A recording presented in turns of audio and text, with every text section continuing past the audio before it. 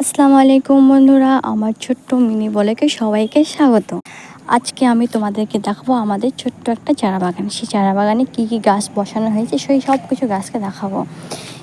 এটা হচ্ছে তো মিষ্টি কুলে গাছটাকে চারিদিক থেকে একটু মাটিটাকে নরম করে দিচ্ছে। নরম করে দেওয়ার কারণ হচ্ছে যাতে গাছটা ভালো হয়।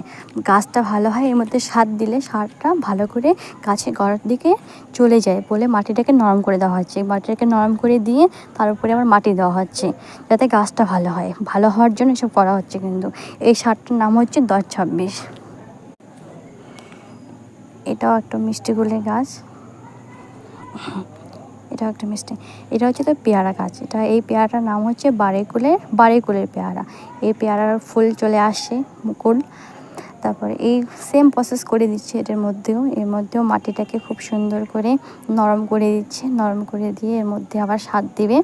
এই যে গাছের যে গোড়াটা আছে এই গোড়ার মধ্যে কিন্তু খুঁড়ে দিচ্ছে না, চাই ভিতরটা খুঁড়ে দিচ্ছে, শুধু সাইডে খুঁড়ে দিচ্ছে, যে মাঝখানটা দিচ্ছে না। যদি ওটা খুঁড়ে দেয় না, ওর মধ্যে যে শিকড় আছে সব শিকড় কাটা পড়ে যাবে। কাটা পড়ে গেলে গাছটা মারা যেতে পারে। তার জন্য বগলে খুঁড়ে দিচ্ছে। এর মধ্যে মাটি দিয়ে দিচ্ছে উপর দিকে।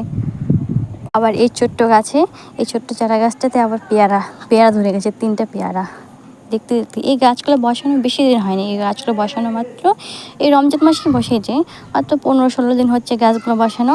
সেই গাছগুলো একটু ছিল, এত তাড়াতাড়ি বড় হয়ে গেছে। এই পেয়ারাটা রেড ব্যাং না কি একটা পেয়ারা, ভুলে গেছে এই যে নামটা। এগুলোকে আমার টেপাই লঙ্কা বলে, এদিকে এই লঙ্কাগুলোকে বুলেট লঙ্কা বলে। এই লঙ্কাগুলো আমি বাড়ির থেকে নিয়ে আসলাম।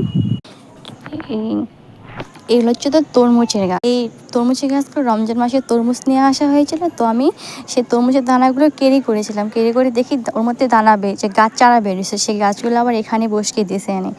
এখানে 4টা গাছ, ওখানে 3টা গাছ। আমাদের বেশ আম হয়েছে, ছোট্ট একটা চারা গাছে আম হয়েছে আমাদের। এই গাছগুলো বেশি দিন বসানো, এই গাছগুলো বসানো হচ্ছে তো 4-5 মাস হচ্ছে বসানো। এই আমাদের 3টা গাছের মধ্যে এই একটা গাছে আম ধরেছে, ছোট ছোট আম। এটা হচ্ছে সজনে গাছ। আমাদের সজনে গাছে কয়েকদিন পেরে খাওয়ানো হয়েছে, পাড়ানো হয়েছে। অনেক কয়টা আছে, অনেক পুষ্ট হয়ে গেছে, ডালগুলো পুষ্ট হয়ে গেছে। এই আমাদের 3টা চারা গাছে আম গাছের মধ্যে একটা গাছে আম ধরেছে। একটা গাছে আম ধরেছিল। আর বাকিটা আমাদের চারা গাছ থেকে আম হয়েছে। ছোট ছোট আম দেখা যাচ্ছে।